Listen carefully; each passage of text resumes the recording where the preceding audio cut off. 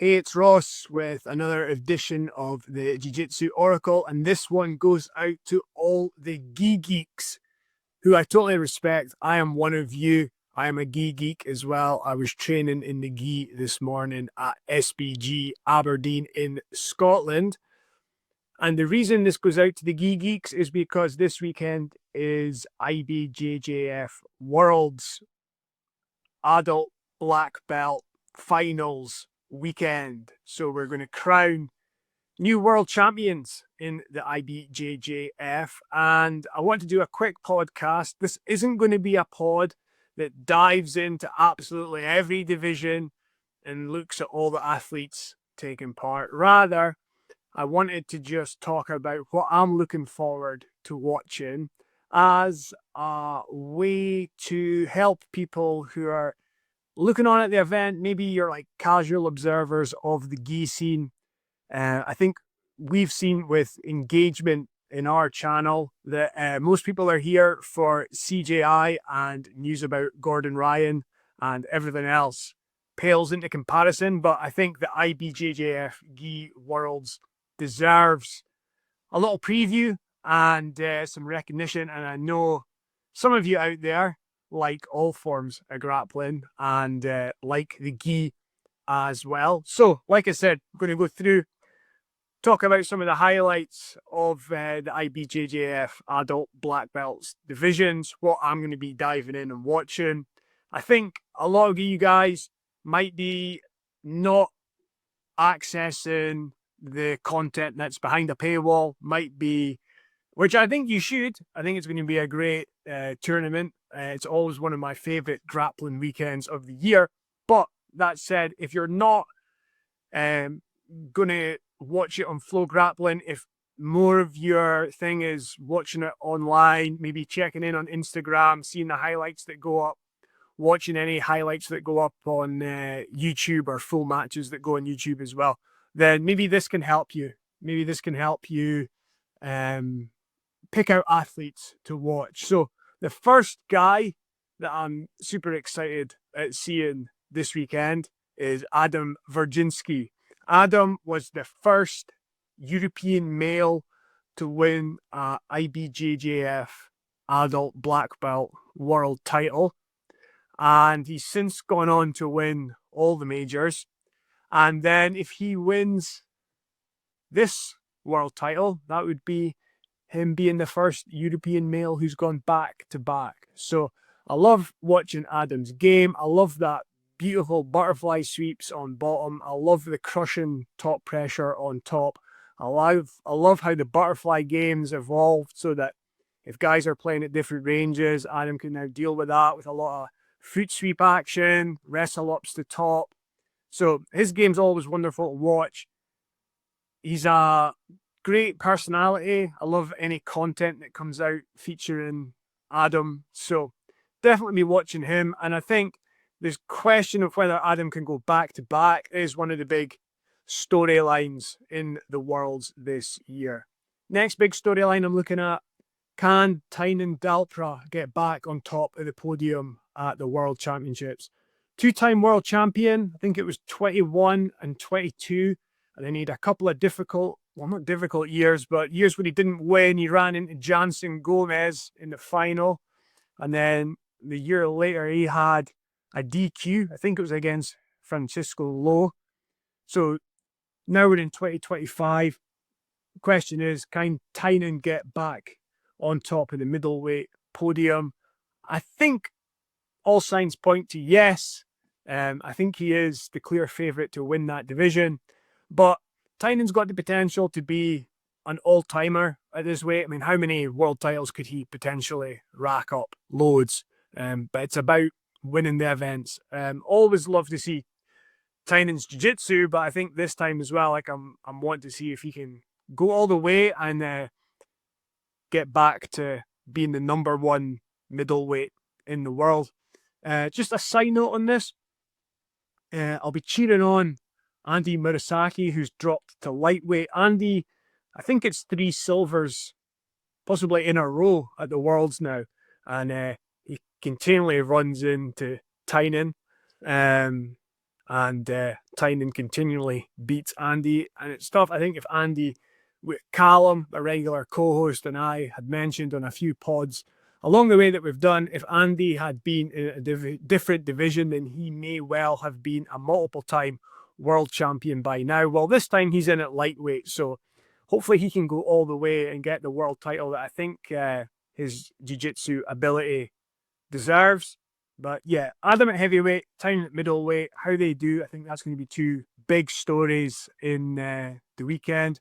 For those of you that want all action and just want a division to follow, men's featherweight is probably the banger division of the weekend. We've got Fabricio Andre, Kennedy Maciel, Kolabati, Meira Manik, the Sodre brothers, among others. So I know it can be difficult with multiple matches happening at the same time. You don't know where to go, you don't know what to follow, you don't know what mat to watch. If you just want to commit to watching one division, then I think men's featherweight is the one for you. And then the last one, the guy who might have the most amount of success this weekend, someone who could get double gold in his division, which I think is super heavyweight.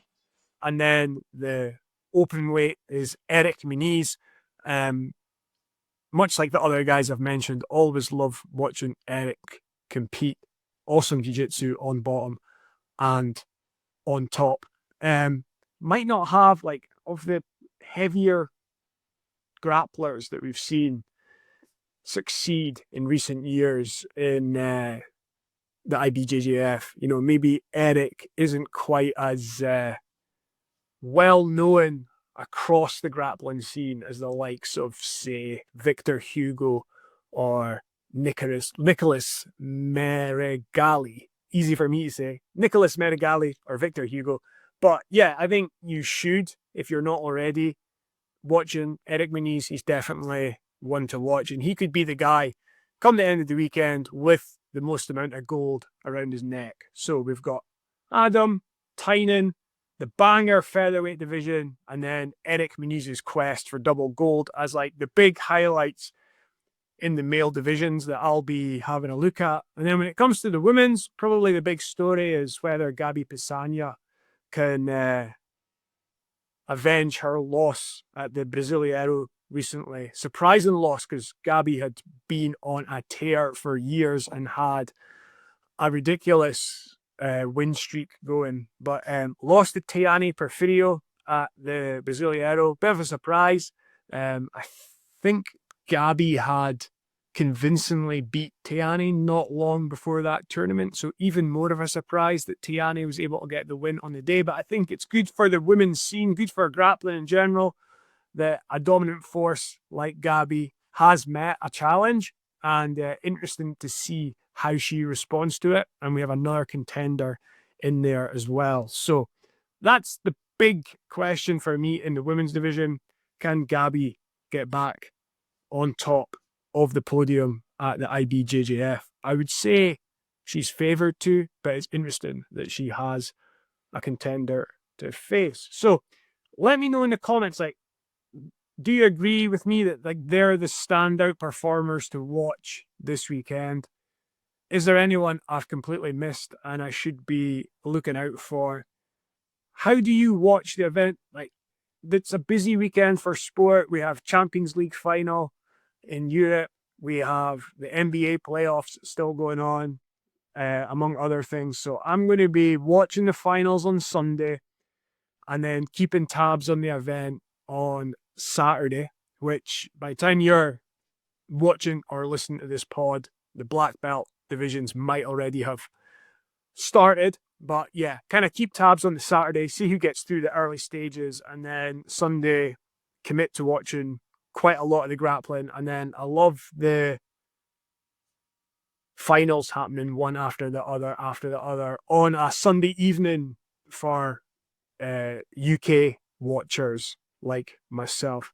That's the IBJJF Worlds. Just a side note, because we had a lot of engagement following the CJI European trials, and a lot of people who didn't watch the Instagram live stream were saying, where can we see it? Well, if you don't already know, the video is now up on the B Team YouTube channel, and you can see a sort of packaged video of the matches, featuring action from all the matches along the way. Not the full matches, but you'll get to see clips of the goings on, and then dive in and out of some of the shenanigans that were happening at the same time.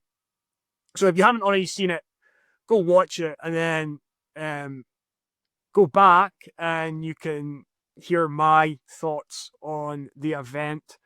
And then I did a follow-up podcast with Taylor Pearman, who was in the most controversial match of the most controversial trials event that we've seen.